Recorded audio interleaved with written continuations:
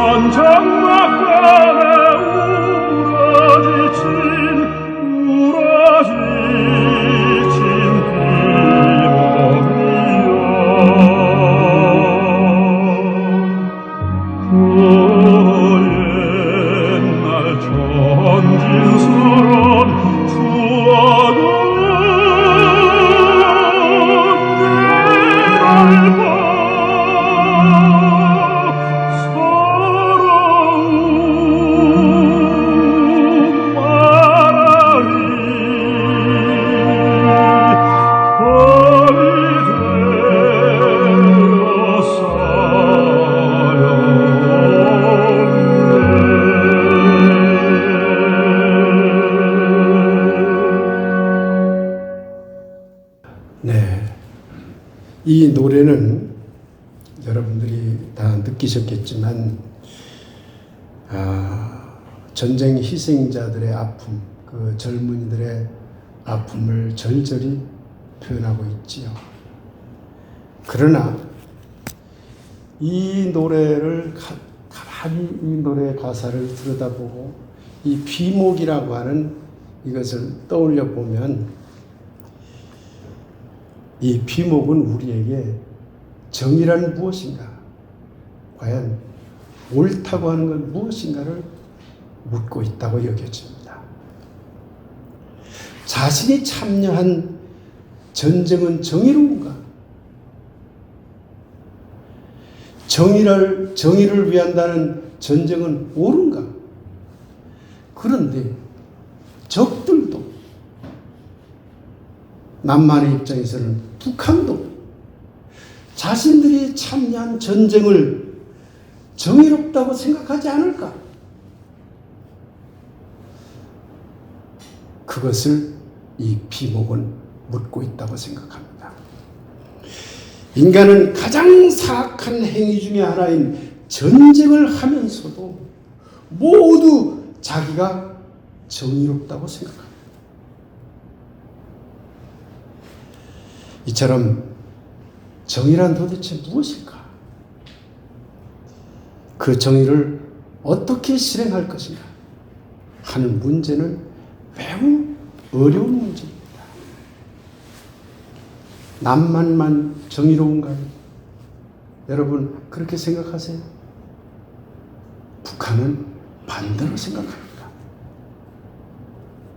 정의의 문제가 얼마나 어려운가 하는 것을 알 수가 있는 것이죠.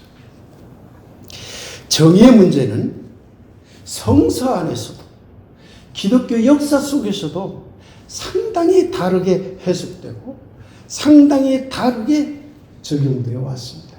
그만큼 정의의 문제는 복잡하다는 이야기입니다. 예수를 따르는 사람들이라면 우선 예수는 정의를 어떻게 해석했고 또 어떻게 그 정의를 적용했을까 하는데 관심을 가져야 하겠지요. 그러겠지요? 이를 알기 위해서 우리는 먼저 예수가 철저하게 배우고 익혔을 유대 전통에서의 정의가 무엇인지를 알아야 할 것입니다. 예수님은 바로 유대 전통의 정의를 배우고 익힌 사람이기 때문에 그렇습니다.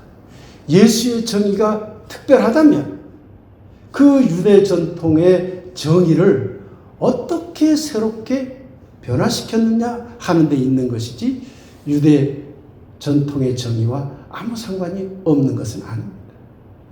그러니 오늘 우리는 예수님의 정의를 올바르게 알기 위해서 먼저 유대 전통에서의 정의를 생각해 보고자 하는 것입니다. 성서에서 말하는 정의는 히브리어로 체다카라고 합니다. 체다카. 또 이와 비슷한 말이 하나 있는데 야사르라는 말이 있습니다. 체다카, 야사르. 야사르를 모른다 해도 체다카라는 말을 꼭 기억해 주시기 바랍니다. 이 체다카는 다양한 용어로 사용이 됩니다. 정의, 공의, 의로움, 그러한 사람을 지칭할 때 체다카라고 합니다. 체다카, 의로운 자 할 때도 체다카예요. 정의 할 때도 체다카라고 하죠. 공의 할 때도 체다카라고 하고, 그냥 의라고 말할 때도 체다카라고 합니다. 그러니 이 말은요, 의롭다, 옳다, 올바르다, 마땅하다, 적당하다, 그에 상당하다, 그에 상응하는 것이다, 이런 뜻을 다 함유하는 말이라고 생각하시면 됩니다. 흔히 우리가 생각하는 정의라는 말을 구약성서에서는 체다카라고 한다, 이렇게 알아두셨으면 좋겠습니다. 이 체다카에 사용하는 용법이 다양하지만 이것을 싹 줄이면 크게 두 영역으로 나눌 수 있습니다. 하나는 하나님의 성품을 말할 때도 체다카라고 합니다. 하나님은 정의로운 하나님이다, 이렇게 말할 때 쓰는 말입니다. 하나님의 성품을 말할 때 체다카 하나님이라는 것이죠. 그런데 인간의 태도를 말할 때도 체다카를 사용합니다. 인간의 태도를 말할 때는 하나님이 자기 백성을 판단하는 율법과 규례를 말할 때 체다카라고 합니다. 잘 들으십시오. 하나님이 자기 백성을 판단하는 율법과 규례를 말할 때도 체다카라고 합니다. 율법 자체가 정의롭다고 보는 것이죠. 그리고 그 율법과 규례대로 살아가는 올바른 삶, 그 율법과 규례대로 살아가는 삶 그 자체를 체다카라고 해요. 정의라고 하는 것이죠. 이게 구약성서 유대민족 전통에서 말하는 정의입니다. 그걸 체다카라고 한다는 것이죠. 신명기 4장 5절에서 8절 말씀. 오늘 내가 너희에게 선포하는 이 율법과 같이, 하나님이 사람들에게 선포한, 유대민족이 선포한 율법과 같이 그 규례와 법도가 공의로운, 체다카가 나옵니다. 공의로운 나라가 어디 있느냐. 율법 그 자체가 공의다. 공의. 하나님의 율법이 공의, 체다카, 공의라고 번역될 때도 있고요. 정의라고 번역될 때도 있고요. 어떤 때는 의라고 번역될 때도 있습니다만 다 그것은 체다카를 말합니다. 그런데 여기서 굉장히 중요한 문제가 하나 있습니다. 그건 뭐냐면 하나님의 율법이 체다카라면 그 하나님의 율법을 누가 만들었을까요? 신앙적으로 하나님이 뿅하고 좋겠지요. 이제 우리 교회 교인들은 그렇게 생각 안 하시죠? 결국에는 하나님의 율법은 유대 민족의 지도자, 종교 지도자, 율법 학자들이 만든 것이고 또한 그렇게 해석한 것입니다. 옛날에는 무조건 하나님이 저 모세에게 시내산 저 산상에서 천둥번개 치는데, 여러분 저 영화에서 보았듯이 천둥번개 치면서 번개 뿌리 와서 자자자자자자자 다 돌에다가 새겨가지고 저 율법을 줬다. 그건 심하고요. 오늘날 그렇게 안 믿습니다. 그건 심화적 표현이고요. 결국 모세를 중심으로 한 지도자들이 만들었다는 이야기고, 그것을 해석하는 것은 율법의 학자들이 해석해 왔다고 하는 것이죠. 그러면 여러분에게 묻겠습니다. 유대민족의 정의는 하나님의 율법일까요? 유대 지도자들이 만든 율법과 실행 원칙일까요? 하나님의 율법입니다 라고 말하고 싶지만 솔직하게 말하면 유대 지도자들이 생각하는 정의이고 유대 지도자들이 생각하는 어떤 규례 체계인 것이죠. 그들의 주장에 의하면 구약에 체득한 세 가지 전제 조건이 있습니다. 첫째는 하나님은 유대 민족이 섬기는 신이다. 그러면 이 당시에 유대 민족들이 예수님 당시 때도 유대 민족이 하나님, 자기는 믿는 하나님을 다른 민족도 섬겨도 된다고 여겼을까요? 안 된다고 여겼을까요? 안 된다고 생각했죠. 자기들만 섬기는 신이라는 게 전제가 되어 있어요. 모든 존재들이 섬기는 신이라는 생각을 해본 적이 없어요. 그렇기 때문에 두 번째 전제는 유대민족, 자기들은 하나님이 택한 유일한 민족이라는 거예요. 이게 전제가 되어 있어요. 하나님은 다른 사람들이 섬기는 신이 아니라 우리가 섬기는 신이고 자기들만 섬기는 신이고 하나님은 그래서 자기들만 선택해 줬다. 그런데 또 한 가지 전제가 있죠. 그러니 하나님이 내렸다고 생각하는 그 율법을 지키면 언제나 이익을 얻고 축복을 받고 승리를 한다고 생각을 했어요. 이게 세 가지 전제입니다. 하나님은 자기들이 섬기는 민족신이고 자기들은 하나님이 선택한 유일한 민족이고 그렇기 때문에 그 율법을 지키면 언제나 이익을 얻고 축복을 얻고 승리한다. 이게 대전제입니다. 그러니 제가 5월 1일 날 의와 행복 이야기라는 설교에서 유대 전통에서의 의로움은 유대 민족에게 이익을 주고 축복을 주고 승리가 되는 것을 다 의로움이라고 생각한다. 그렇게 제가 설교한 것 기억하시는지 모르겠습니다. 자기들에게 이익을 주는 것, 자기에게 승리를 주는 것, 자기에게 축복을 주는 것을 정의라고 생각을 했어요. 의로움이라고 생각을 했어요. 그게 다 이런 전제 때문에 그렇습니다. 그러니 다른 민족은 정의롭지 못한 민족이죠. 오로지 정의로운 민족은 누구? 유대 민족일 뿐인 것이죠. 오늘날 생각하면 참 어이없는 주장이지만 예수님 때까지만 해도 지금부터 2000년까지만 해도 유대 민족은 그렇게 철저히 믿었다는 얘기예요. 그 전에 3000년 전, 4000년 전에는 두말할 것도 없고요. 이러한 것을 한마디로 뭐라고 얘기하냐면 자민족 이기주의 정의관이라고 합니다. 자기 민족에게 이로우면 정의고 자기 민족에게 이익이 되지 않으면 손해가 되면 불이다 여기는 거예요. 이 정의관을 가지고 6.25 전쟁을 돌아볼까요?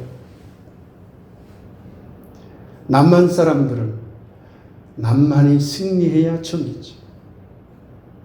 남한이 이익이 돼야 정의인 거죠. 북한 사람은 북한이 승리해야 정의예요. 북한에게 이익이 돼야 정의인 거죠. 그렇게 생각했기 때문에 6.25 전쟁이 일어난 것이고요. 근데 만일에 지금도 그렇게 생각한다면 한국 사람들의 마음속에 있는 정의는 자민족 이기주의 정의관에 해당되는 것입니다. 하나도 다를 바 없는 것이죠. 유대민족의 정의, 체닥하는 과연 옳은가요? 체닥하는 과연 체닥하인가요? 제 말의 뜻을 알아듣죠? 체닥하는 과연 정의로운가요? 이러한 자민족 이기주의 정의관을 당연히 오늘날 적용해서는 안 됩니다. 그건 정의가 아니라 폭력이 되기 때문에 그렇습니다. 더군다나 자기 민족만 살아가는 그러한 시대가 아니라 모든 사람들이 함께 어울려서 살아가는 지구촌 시대인 이 21세기에는 이기적인 정의관은 설 자리가 없습니다. 그런데 유대민족이요, 자민족 이기주의에만 그러면 완전히 빠졌을까요? 그렇지 않습니다. 여기에서 요나서가 나옵니다. 요나라는 그런 예언자가 있었는데 하나님이 저 니누에라고 하면 니네베, 지금 니네베를 VEH를 외로 성경은 읽어버린 거예요. 그래서 니네베입니다. 니네베가 지금 어디냐면요, 이라크, 지금 이라크의 북쪽 지역입니다. 그런데 옛날에는 그쪽이 시리아, 아시리아 지역이었어요. 아시리아가 제국을 이뤘기 때문에 아시리아가 다 그걸 다 다스렸죠. 그런데 그 니느웨가 지금 시리아하고 지금 이라크 그 경계선 비슷한 쪽이 있어요. 중심 지점. 그래서 그 니느웨가 아시리아의 수도 역할을 했죠. 그곳에 가서 그 사람들을 좀 회개시켜라 라고 했는데 요나가 나 싫습니다 그러고 도망간 거 아니에요. 다시스로 도망갔다고 그랬죠.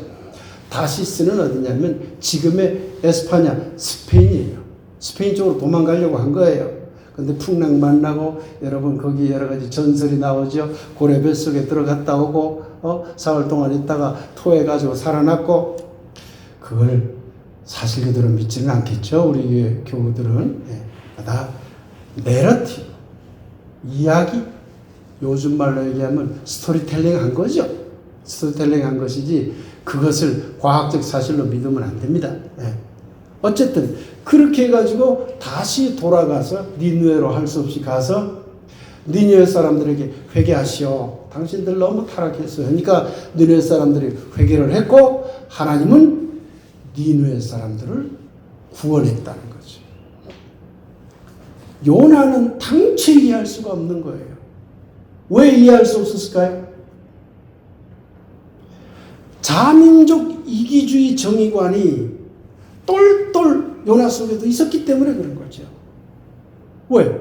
하나님은 우리만 섬기는 신인데, 하나님은 우리만 선택해 줬는데, 그러니 그 하나님의 율법은 우리가 지키면 우리만 축복받고 우리만 승리하고 우리만 이익을 얻어야 되는데 왜 다른 민족, 왜 저 니느웨 사람 우리를 못 살게 구는, 그 당시에 아시리아는 이스라엘을 못 살게 굴었어요.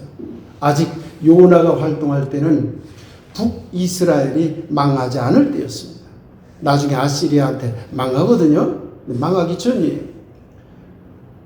우리를 자꾸 괴롭히는 저 나라를 왜 하나님이 구원하려고 해? 하나님 참 이상한 하나님이네. 하나님이 구원을 했죠. 심판을 하지 않았죠. 그래도 불만인 거예요, 요나는. 그래서 성경에 보면 맨 마지막 장면이 그거예요. 나는 도대체 화가 나서 못 견디겠습니다. 피곤해서 잠시 잤는데 이 넝쿨이 싹 올라와가지고, 그것도 하나의 스토리텔링이죠. 올라와서 그늘을 쥐어줬는데 그것이 삐쩍 말라가지고 햇빛이 쨍쨍 나니까 그것이 불만인 거예요. 이거 왜 춥게 만들었냐고. 그러니까 하나님이 마지막에 한 말이 오늘 성경입니다. 아니 너 그 덩쿨 하나 죽였다고 그렇게 화를 내는데, 내가 볼 때 저 니느웨 사람들 덩쿨보다 귀해. 그 짐승들도 귀해. 그들을 죽이란 말이냐 내가? 이 요나서 매우 중요한 소중한 성경입니다. 요나는 마음에 안 들지만 자민족 이기주의 정의관을 벗어나고자 하는 시도가 요나서에 나타나 있는 겁니다. 그저 요나서 읽을 때 그저 하나님을 믿으면 하나님 그 고래뱃 속에 들어갔다가도 뿅 하고 나오게 해서 축복해 줍니다. 이런 식의 엉터리로 요나서를 보지 마시고, 자민족 이기주의 정의관이었던 이스라엘 사람들의 의식을 깨우쳐서 자민족 이기주의 정의관에 함몰되지 말고 이제 그걸 깨어나서 다른 민족도 함께 아우르고 그들도 구원하는 분이 바로 하나님이라는 것을 너희들도 알라 라고 하는 성경이 요나서인 거예요. 그런데 너무나 불행한 것은 이게 BC 8세기거든요. 그러니까 예수님 탄생하기 벌써 한 7, 800년 전 얘기예요, 요나서가. 그러나 예수님 탄생하기 7, 800년 전에 이러한 생각을 유대 사람들이 했다면 그 생각을 발전시켜서 800년 뒤에 700년 뒤에 예수님 때는 하나님은 모든 사람들을 아우르고 사랑하시는 분이다. 그러니 정의롭다고 하는 것은 우리 민족에만 있는 것이 아니다. 이렇게 사상이 발전해야 되는데 반대로 가버렸어요. 더욱더 꽁꽁 문을 닫아걸고 예수님 때 우리 민족만 구원하시는 하나님, 우리의 율법만 지키면 우리에게 승리를 주시는 하나님으로 유대인들은 꽁꽁 다시 벽을 쌓고 말았습니다. 이기주의 정의관은 나는 옳고 너는 틀렸다. 나는 정의롭고 너는 틀렸다는 거예요. 저 사람도 정의로울 수 있다. 그 가능성은 없어요. 이기주의적 정의관에서는. 나는 정의롭고 저들은 틀렸다. 이거죠. 그런데 여러분, 기독교 정의관이 어떻죠? 오늘날 우리가 믿는 기독교 정의관이 어떻습니까? 기독교는 옳고 다른 것은 틀렸다 아니에요. 여러분이 지금껏 신앙생활을 과거에 그래 왔잖아요. 기독교는 옳고 다른 건 틀렸다죠. 그거 전부 다 이기주의적 정의관이에요. 기독교만 믿어야 구원받는다. 그 이기주의적 정의관이에요. 왜? 구원은 누구를 구원해 주죠? 의인을 구원해 주는 거잖아요. 의롭게 된 것을 구원해 주는 거잖아요. 그 방법이 어찌 됐건 의롭게 된 것을 구원해 주잖아요. 그런데 그 의롭게 되려면 어떻게 해야 된다? 예수를 믿어야 된다. 다른 건 절대 불가능하다. 철저한 이기적 정의관이 기독교 속으로도 잔뜩 들어와 있는 것입니다. 그런데 예수님은 유대 전통의 그 이기적 정의관을 거부해버렸어요. 어떻게 거부했는지는 다음 시간에 말씀드릴 겁니다만, 그런데 안타깝게도 바울을 거치고 중세를 거치면서 기독교는 기독교 우월주의적 정의관을 채택하고 말았어요. 예수님 생각하고는 정반대로 가버린 거죠. 예수님은 이기적 정의관을 거부했는데 기독교는 이기적 정의관을 채택했다니까요. 그러니 과거의 기독교는 한마디로 얘기하면 빨리 청산해야 될 그런 종교일 뿐입니다. 새로운 종교로 태어나지 않으면 안 되는 것이죠. 확신에 찬 정의가, 여러분, 이런 말이 있습니다. 당신의 열정이 그 집단을 파괴합니다. 이 말의 뜻이 무슨 말인지 알아들으시겠습니까? 당신의 부지런함이 그 집단을 파괴합니다. 이건 무슨 얘기냐면요, 부지런하지 말라는 말이 아니라 확신에 찬 사람일수록 매우 적극적이고 매우 부지런해요. 아주 공격적이죠. 확신에 차 있는 사람일수록. 그 확신에 차 있는 사람은 자기가 옳다는 신념에 사로잡혀 있죠. 확신에 차서 돌격 앞으로 해요. 그 확신에 차 있는 신념을 가진 사람이 부지런을 떨면 그 집단을 망한 겁니다. 확신에 찬 정의감은 이기적 정의감을 말합니다. 자기만 옳다는 거죠. 내 확신은 옳다. 그 정의감으로 똘똘 뭉친 사람이 가서 설쳐되면 다른 생각을 가진 사람들이 거기에 들어설 자리는 하나도 없게 됩니다. 무서워지는 거죠, 그런 사람이. 이런 확신에 찬 정의감이 부딪힌 것이 바로 6.25 전쟁입니다. 20여 년 전에 군대에서 겪은 일을 어떤 사람이 이제 쓴 글이 있었습니다. 6.25 전쟁의 최고의 영웅 그러면 백선엽 장군을 꼽습니다. 우리나라 최초의 대장이죠. 백선엽 장군 하면 여러분 한 번쯤은 들어봤을 겁니다. 이분이 어느 부대 장병들에게 특강을 하러 갔답니다. 정장을 딱 끼고 딱 나타나는데 사단장도 벌떡 일어서 충성! 모든 사람이 쩔쩔매더라는 거예요. 그러니까 저기 있는 저 특강을 듣기 위해서 앉아있는 쫄병들이, 군인들이 볼 때는 저 사람 도대체 어떤 사람이야? 사단장이라면 자기네가 감히 쳐다보지도 못하는데 20년 전에는 더더욱 그랬을 거 아니겠습니까? 그런데 그 사단장도 벌벌 떨면서 차례 격려하는 거 보니까 어마어마한 사람이 오긴 왔네. 백선엽 장군이 안보 강연을 쭉 했습니다. 우리는 북한을 이겨야 되고 북한은 적군이고 정말 우리가 쳐부숴야 될 것이고, 그러니 북한을 섬멸하기 위해서 우리는 안보의식으로 똘똘 뭉쳐서 철저한 반공의식을 가지고 우리는 북한을 적으로 삼고 덕댕을 해서 이 나라를 지켜야 됩니다. 철저한 안보 중심의 강연을 했습니다. 그런데 강연 끝날 쯤에 용감한 한 군인이, 쫄병이죠, 저기 앉아있는 군인이, 저기요! 손을 번쩍 들었습니다. 그러고는 그 백선엽 장군에게 질문을 했습니다. 안보 좋습니다. 그런데 묻겠습니다. 당신은 일제시대 때 간도 특설대에 참여해서 친일 운동을 했지 않습니까? 독립군들을 섬멸했지 않습니까? 우리나라 군인을 죽였는데 무슨 자격으로 안보 운운을 하십니까?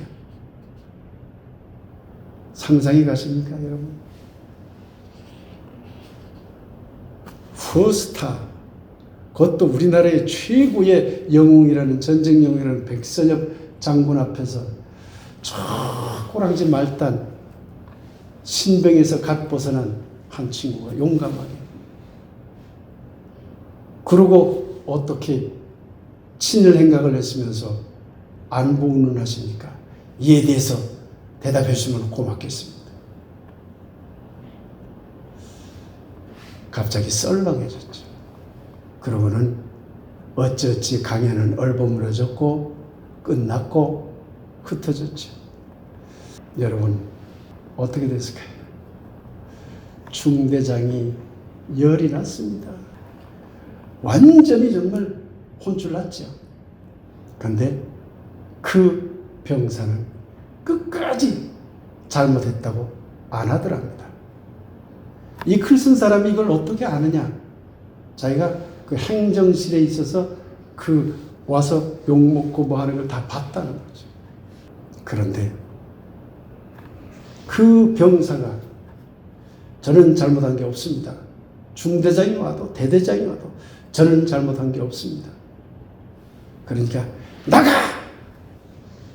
쓱 하고 나갈 때 보니 여기에 군종이라고 써 있었다. 이 글 쓴 사람이 뭐라고 썼냐면 자기는 위대한 십자가를, 십자가 막 있거든요. 이제까지 살면서 그렇게 위대한 십자가는 참 잊을 수 없다. 만일에 그 군종이 질문했을 때 백선엽 장군이 이랬다면 어땠을까요? 젊은이, 맞소. 그것은 나의 잘못이었다. 국가관, 민족관, 세계관이 아직 미숙한 20대 초반에 깊은 고민도 없이 간도 특설대에 참여하여 사실상 친일 활동한 점은 여러분과 민족 앞에 그리고 역사 앞에 사죄하며 부끄럽다. 그럼에도 나는 안보를 지켰으면 한다. 라고 했더라면 더 큰 박수를 받지 않았을까요? 왜 반성과 회개가 없을까요? 왜 반성과 회개가 없죠? 철저한 반공주의자, 확신에 차 있는 국가 안보주의자, 그는 철저한 기독교 우월주의자였습니다. 확신에 찬 기독교의 정의관에 의해서 확신에 차서 저쪽은 불이다, 나는 옳다, 이 신념을 끝까지 못 버린 것이죠. 참 안타까운 일입니다. 유대민족 이기주의 정의관을 오랫동안 유지했던 유대 전통 속에서 태어나고 자란 예수는 이런 이기주의적인 정의관을 어떻게 극복했을까요? 다음 시간에 계속하겠습니다. 사랑하는 여러분, 이제 우리는 압니다. 하나님은 유대인만, 기독교인만 선택하는 편협한 민족신도 아니며 유대민족이나 기독교 믿는 사람만 축복하고 그들에게만 승리를 주는 신도 아니라는 것을 압니다. 그러니 이제 우리는 기독교 신앙만 옳으며 정의롭다고 믿는 것은 매우 편협한 기독교 이기주의, 기독교 우월주의 정의관이라는 것을 또한 압니다. 기독교 우월주의 정의관은 틀렸습니다. 과거 유대민족이 확신했던 유대민족 이기주의 정의관은 이제 설 자리가 없습니다. 마찬가지로 과거 기독교가 그동안 확신했던 기독교적 이기주의 정의관 역시 설 자리가 없습니다. 사랑하는 여러분, 그리고 뜻을 함께하는 이웃 여러분, 이제 이런 과거의 기독교 우월주의적인 정의관을 과감히 버리는 그런 결단의 메타노이아가 여러분 안에서 이루어지기를 기원합니다. 그런 메타노이아 위에 예수님의 정의가 새롭게 세워짐으로써 정의의 열매라고 하는 평화의 축복이 넘치게 되기를 예수님의 이름으로 간절히 축복하며 기원합니다. 비목이 묻고 있습니다라는 주제로 잠시 말씀 묵상하도록 하겠습니다.